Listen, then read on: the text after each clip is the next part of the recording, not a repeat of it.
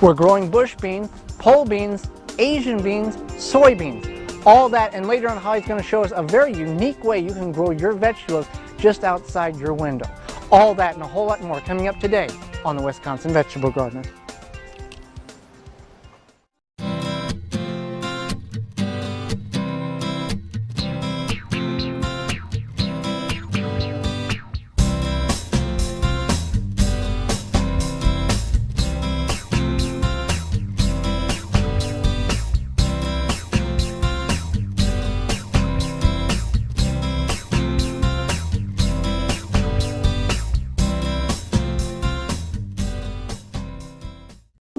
This program was funded by the following.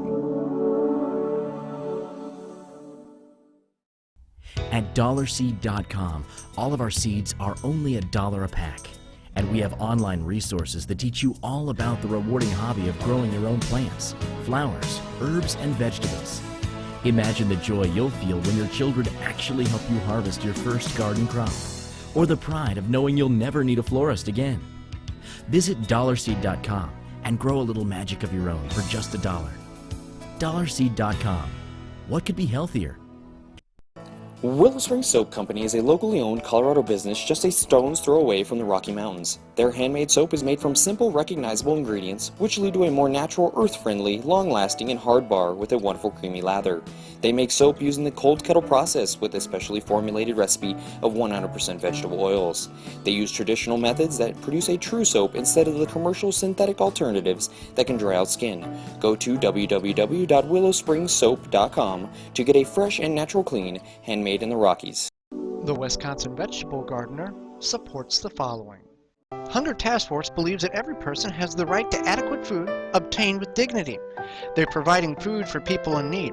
With their 151-acre working farm and fish hatchery in Franklin, Wisconsin, volunteers are needed daily.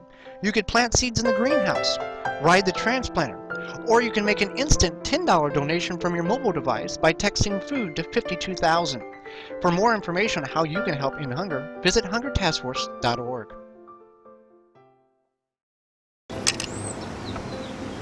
Welcome to the Wisconsin Vegetable Gardener. I'm Joey Baird.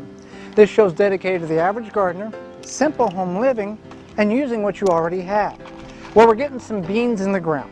Bush beans, pole beans, Asian beans, wax beans, soybeans, you name it, we're planting it. Now I got my planting stick here that I made so I don't have to bend over, and we're planting these beans in the traditional, or in a trench method.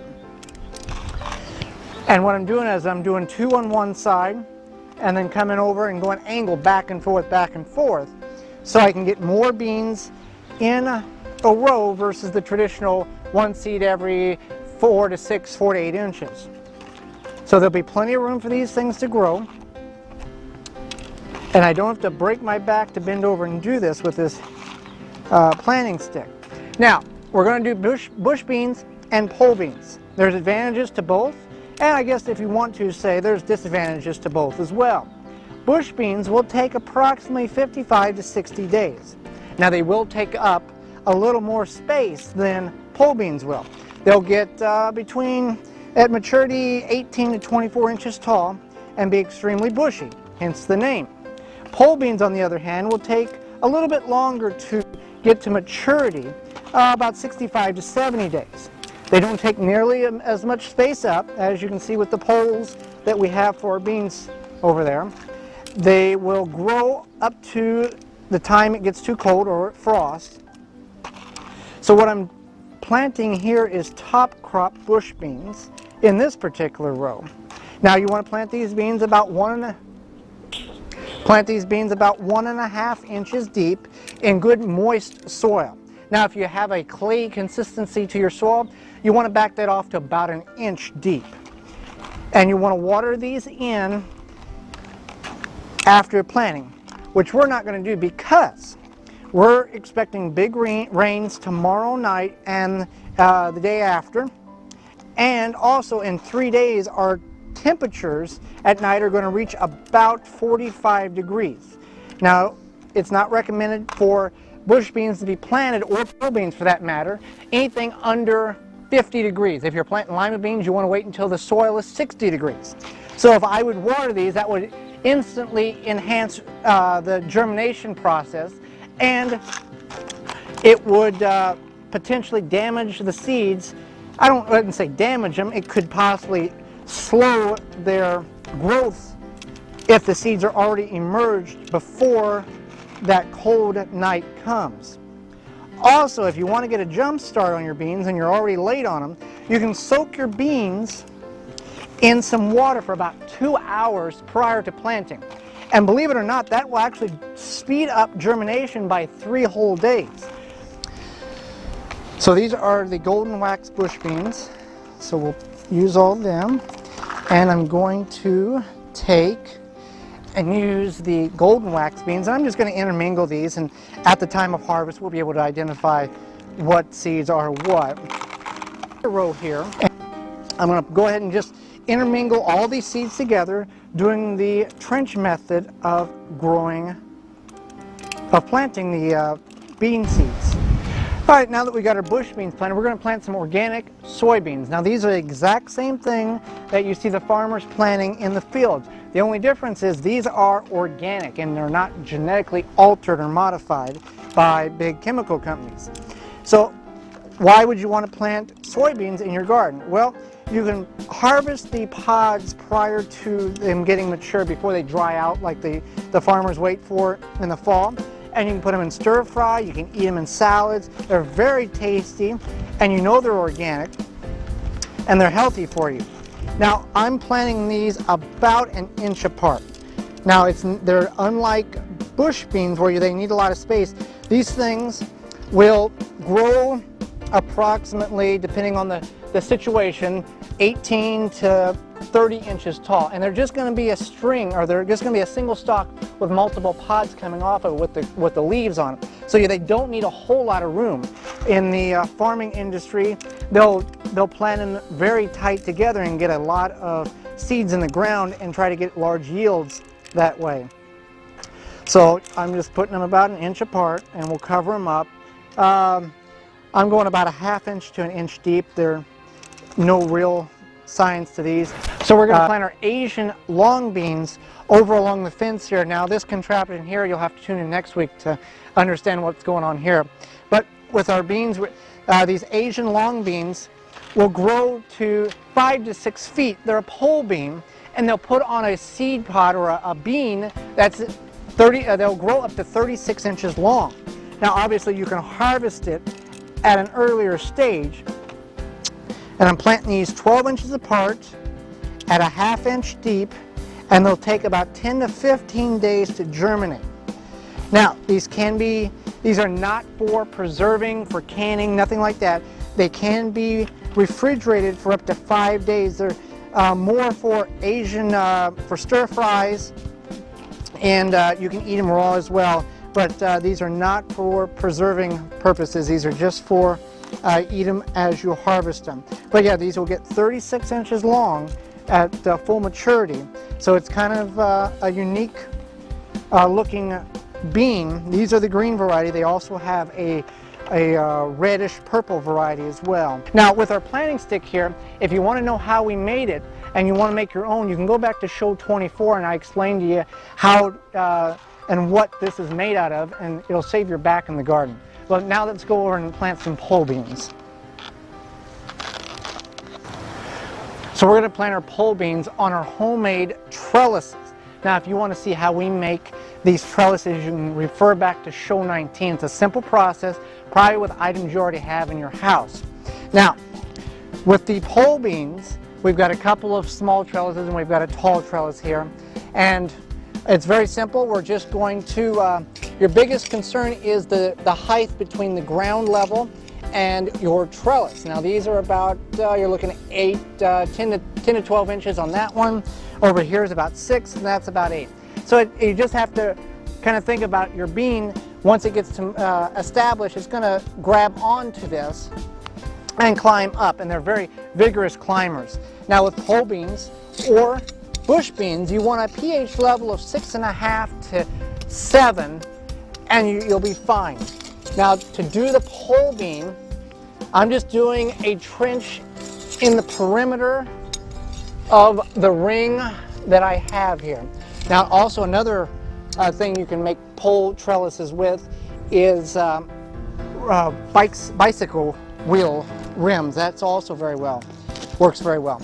So I've kind of dug a trench here around the pole trellis ring here to where my strings are going. Now the way I plan it is where there's a string, there'll be a seed. So that seed and that string can work together. Now I don't want to overplant, so I've got plants fighting for the strings. Now these are Blue Lake pole treated seeds. Now they're pink. You can also get treatments in blue. It's just a fungicide to protect the seed until germination. So after handling this, it is recommended to wash your hands, but it's not going to hurt the seed at all or the flavor of the bean. So I'm just going to go around and put a seed everywhere I see a string, and you want to plant these about 1.5 inches deep. I can adjust that string there, about 1.5 inches deep. Now back here, we're just going to make a trench, same way we did with the other ones. We'll plant our Kentucky Wonder pole beans. But we've got all the seeds planted. The easiest way to cover them up is to use the back of your hard tine rake and just rake the soil over top of the seeds. And it's that easy to plant bush beans, pole beans, Asian beans, and soybeans. Now with the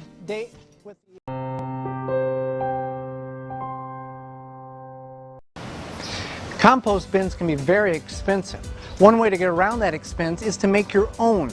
Now, where we live, we have to keep our compost in a container, unlike a traditional compost pile you would put on the ground and add to it throughout whenever you dispose of items. Now, you just want to take a normal trash can. This is a 40-gallon trash can, I believe it is. Now, if you can get the trash can with the locking handles, that's even better. But if not, that's okay, it still will work. Now the main importance to making compost is oxygen for the breakdown between the carbons and nitrogens of your compost, the greens and the browns. Now we've got 1/2-inch holes drilled randomly through the outside of the trash can. And we have a thermometer that was given to by a friend. He uses them at a factory, and after so long they dispose of them. So this works really good to see what the temperature inside is. Now we just started this compost bin recently, so we haven't got the core temperature heated up yet. Now, what do you put in your compost bin? Well, a lot of things can go in your compost bin, and we'll have a link on our website, and it's the same name as our show, TheWisconsinVegetableGardener.com, with a listing of just a lot of items you can put in. Now what we got in here is we've got a pumpkin that got away from us in the basement, and as you can see, it's already black, which is the compost starting to break down inside the pumpkin itself. We've got some weeds in here. We're going to add some more green material that's starting to turn brown. Now I know people ask, well, do I really want to put my weeds in there if they have seed pods on them? Won't that just dispose the seeds in the garden when I use the compost? Not if your compost bin is properly maintained. If a compost bin stays at 140 degrees for 3 days consistent, it will kill the germination possibility of those weed seeds or any other type of seeds you put in it. So you want to try to go mix your brown and your green materials, which is your two mixtures here. Green being the weeds, brown being paper towel tubes, the leaves you rake up, and you just want to mix those together. And since ours doesn't lock, like I was saying, if you have a locking trash can, that's better because you can take your lid, lock the sides on it, tip it on its side, and roll it around to mix your compost up about every 2 weeks. And you'll start to notice how the compost bin is getting very hot on the sides, and when you open it, it will begin to steam. Now when you're adding your compost, you want to add a little water to your compost because you want your compost or your matter in the compost bin to be the consistency of a wrung out sponge. So you just want to take and put a little water in there because that's going to help heat up and begin that compost or that breakdown process. And then you can take your pitchfork and you can mix it up and see if it needs more water. And that one, with that pumpkin being in there, it shouldn't need too much more. So I'm just going to give it a little more water. And there's holes in the bottom of the trash can to allow for excess moisture to drain out, so you don't have a puddle sitting in the bottom of your trash can. What you want to do if you don't have the option of having a locked trash can, you can just take a garden fork and just mix the contents around, and you'll begin to see the steam rise. Now we've also got, you can put shredded paper in here, and the key to a good quick breakdown, and if all goes well and you do your compost bin properly, you'll have compost in 8 to 12 weeks. The key is small items. We shred our paper and we put it in the compost bin. Now we could just throw the sheets of paper in there, but it's going to take a lot longer to break down large items, rather if you have smaller items. Like these weeds here, we left the soil on because we knew it was going to go back in the garden. It's no big deal. The pumpkin, we broke down the pumpkin, so it will break down quicker because it's a lot easier for the compost to break down a small item rather than a large item. So it's just that simple to make your own compost bin. If you're limited on space and you're in the urban setting where you can't have a compost pile, you can make one out of a 32, 40, or 50-gallon trash can.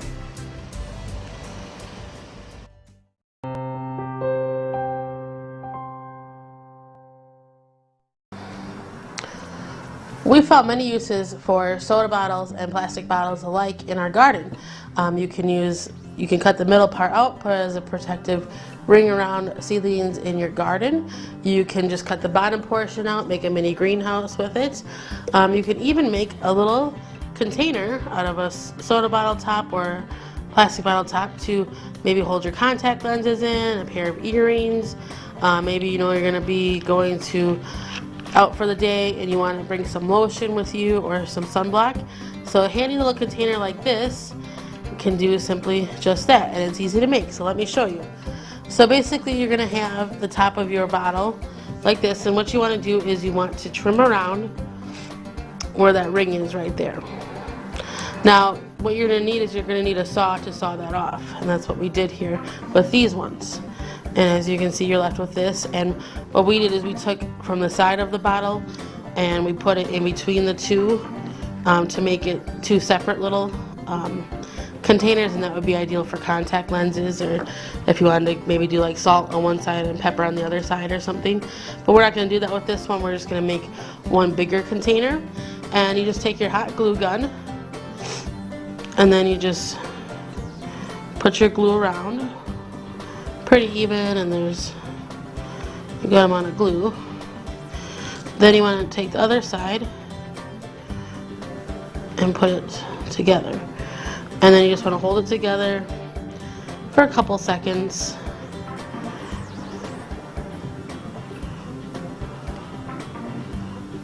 And then sometimes when you saw the bottom off, it's going to be real rough, and I probably should have showed you that, but you might want to, sand it, or even if you have like a rough concrete floor, you can rub that against a rough concrete floor and it'll smooth it out. But as you can see, it sticks together nice. You just want that to dry, and then once it dries, you just have this handy little carrying case, just using the top of the bottle that you're probably going to recycle anyway. So there's another little fun idea.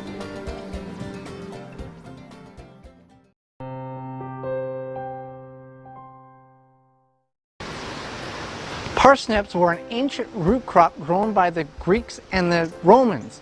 Now, it's a very hardy plant, and we're going to plant some here. You can plant it pretty much any time during the growing season. It takes a very long time to mature.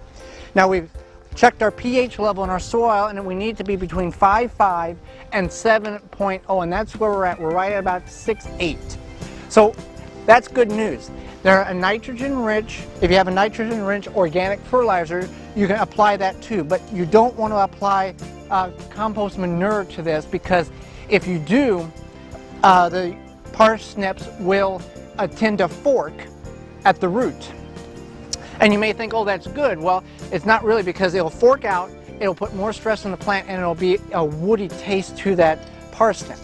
Now, you want to try to get as rock-free as possible in the area you're going to grow, and that's, you know, where you're going to grow is where you're going to grow. You can't really go through and sift, you know, 4 acres of soil to get a good area to plant.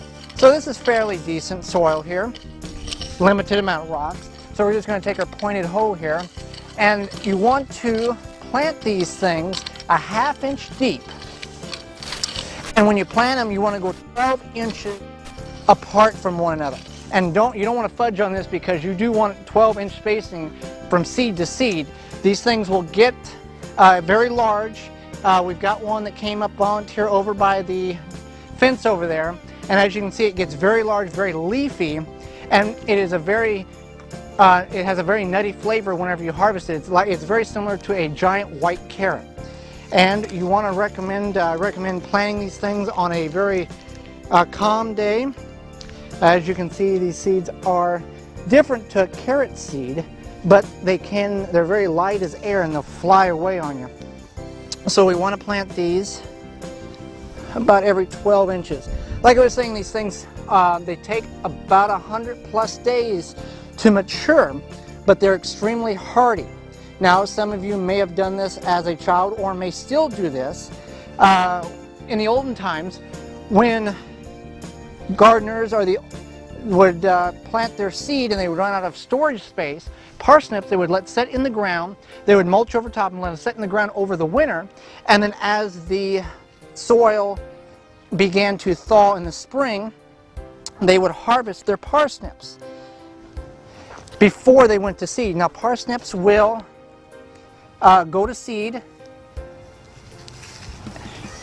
the second year, and you want to catch them early if you're going to leave them in the ground, due to the fact that these things, as soon as they start going to seed, their root is no longer edible.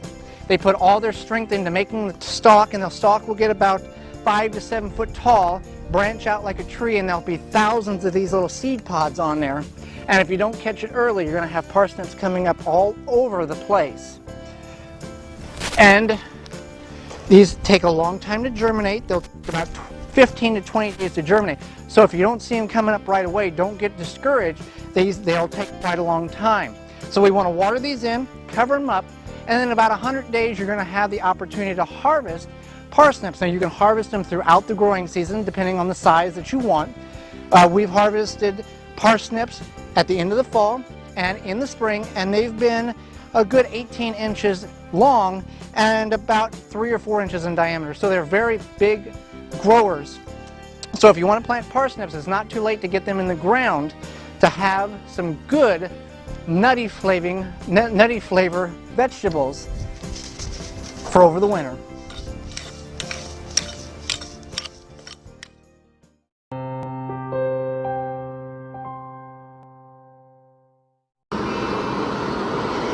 Another option of a place that you could grow some vegetables would be on the top of your roof. Now, we actually just happen to have this roof out here outside of our bedroom window. It's actually the top of the porch that is in front of our house here. So what we did is we set out some jalapenos, some peppers, some tomatoes to hurry up before we put them in the ground. Then we have our milk crate here that we planted to grow some different vegetables in, and then we've got some beans. One thing you may not want to plant is viney plants, because that could actually bake the plants, and that wouldn't be good because of the heat of the roof. But you can set them out here for a couple hours a day. If it's going to rain, you also want to be careful of that, because too much rain could get in there and cause it to have too much weight and then fall off the roof.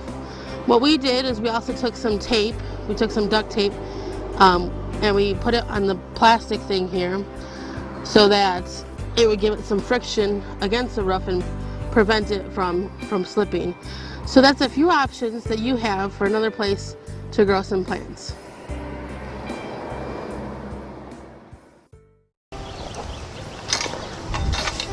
Well, that's all the time we have. Hope you enjoyed the show as much as we enjoyed bringing it to you. And planting the bush beans and the pole beans and the Asian beans and whatever kind of beans you want to plant, now's the time to do it. And it's something that you can store, excluding the Asian beans. You can can them, you can preserve them, you can freeze them throughout the winter months and enjoy your hard work in the garden. And that compost bin, just a regular trash can you pick up at a big box store, you can create your own compost and enrich your garden soil so you can have even better beans next year. For all of us here at the Wisconsin Vegetable Gardener, I'm Joy Baird, encouraging you, take a child gardening and start growing some memories. The show never ends on our Facebook page. Keyword Wisconsin Vegetable Gardener. Like the page and continue the discussion there. You can now follow us on Twitter, see what we're up to and what we're doing at the garden. The address, the W-I Veg Gardener, G-A-R-D-E-N-R. You can email us at the W-I Veg Gardener at gmail.com with your questions, comments, or suggestions about the show.